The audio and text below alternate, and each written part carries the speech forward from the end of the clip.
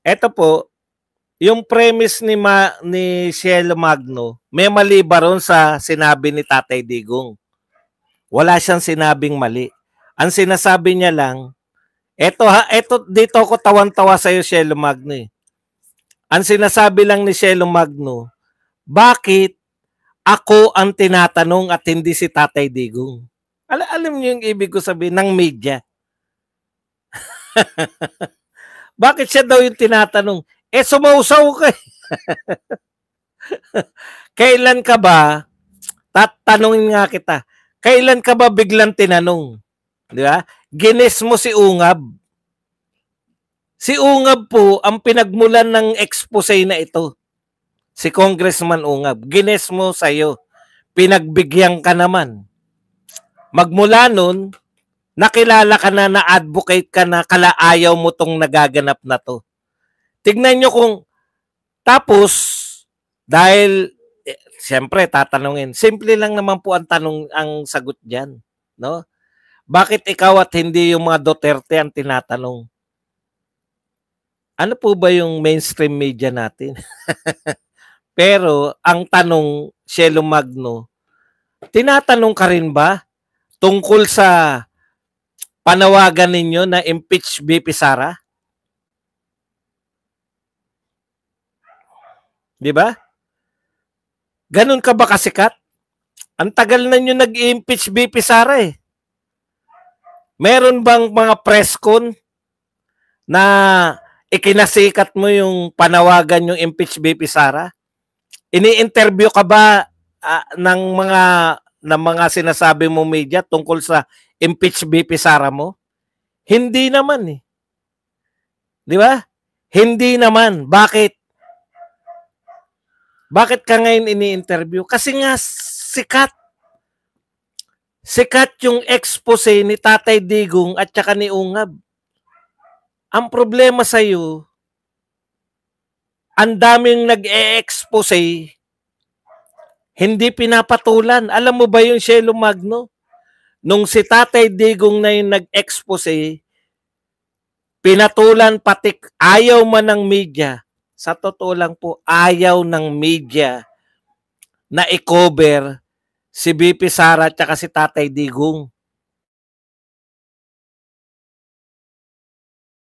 Media.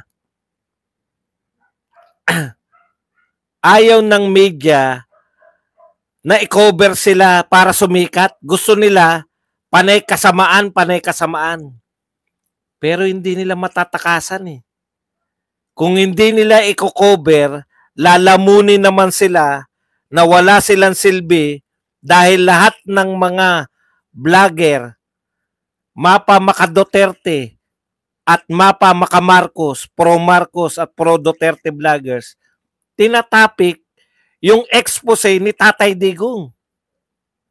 Di ba? O ngayon, sumakay ka sa expose. Gines mo si Ungab. Ngayon, sasabihin mo, walang kredibilidad si Tatay Digong na mag-expose dahil siya ay corrupt.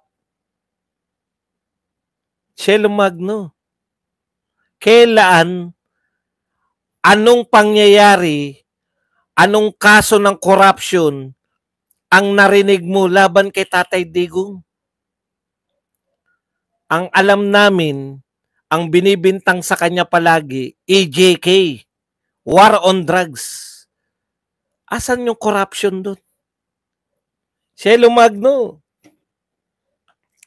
Eh doon pa lang eh, sinasabi mo na corrupt si Tatay Digong, wala naman niniwala sa'yo.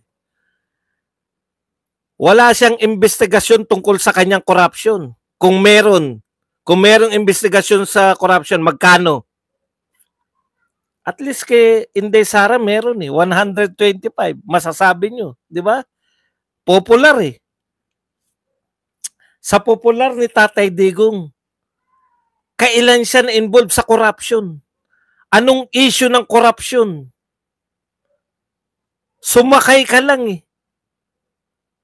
Kinukuha mo na yung credit lahat. Sa'yo yan? Ikaw nag-expose niyan? Kaya ka, ikaw ang tinatanong ng media para baka makalimutan ng tao mapagkamalan na ikaw ang pinagmulan yan.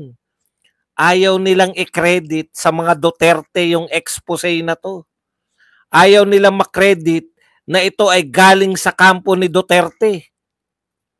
Na dalawa yan. Hindi nila pwedeng i-ignore. Bakit? Lahat ng vlogger eh. Yung akusasyon ng vlogger na sila na ang pinagkukunan ng balita, yung akusasyon namin mga vlogger na kami na ang pinagkukunan ng mga tao, kami na yung mga pinagkakatiwalaan ng mga tao, mas lalong mapapatunayan niya kung hindi nila i-cover tong expose ng mga Duterte. Ikaw, kaya ka tinatanong ng media para kunwari ito ay expose na hindi nagmula sa mga Duterte. Yang paninira mo sa Duterte, sa kanilang expose mismo, ano ang mali sa sinabi ni Tatay Digong? Para sabihin mong hindi na siya pinagtitiwalaan ng media. Kaya nakakatawa eh. Porket ikaw ang ini-interview, ikaw ang pinagtitiwalaan? Saan ka ba tinatanong? Sabi mo, ikaw na rin nagsabi. Si Duterte daw ang una nagsiwalat ng blankong item sa BICAM report. Bakit ako daw ang tinatanong ng media? Yun lang po, no? Yun lang po ang tanging banat niya. Hindi niya po masabi na mali yung expose ni Tatay Digong. Ang tanging niya lang banat, bakit siya yung ini-interview? Alam mo, Shelo Magno, kung ikaw sabi ka sa ano tawag natin diyan, yung nalula ka sa ang tagal mo nang dumadakdak kasi, di ba? Matagal ka nang dumadakdak, ngayon ka lang napunta sa limelight. Matagal ka nang dumadakdak, ang dinadakdak mo kasi anti-Duterte. Kaya walang pumapansin sa iyo. Hindi mo ba naintindihan? Marami ng anti-Duterte na mas credible kaysa sa iyo. Okay? Mas credible kaysa sa'yo, mas sikat kaysa sa'yo. Hindi nga sila napapansin eh. Ngayon, nalula ka, hindi mo expected. Alam niyo yun, yung akala niya sikat na sikat siya. hindi siya spy, hindi siya traitor, hindi po siya naging Duterte. Sinakyan niya lang. Mali po kasi yung salitang spy, hindi po siya spy, hindi. Alam niyo yun, yung nalula siya sa kasikatan. Ganun pala yung issue ng Duterte, sinakyan niya, tapos bigla siyang sumikat. Akala niya, siya yung hinahanap ng tao. Siya yung hinahanap ng media, hindi naman si Duterte. Bakit? Parang ano siya, yung nalula ba? Hindi sanay sa limelight. O kasi nga, anti-Duterte na siya eh. True-blooded dilawan niya noon-noon pa. Kaya nga hindi siya sumisikat eh. Alam natin dilawan siya noon-noon pa. Kasama po yan sa impeach BP Sara. Kasama nila yan, nila Llamas, kasama po yan, mga dilawan po yan.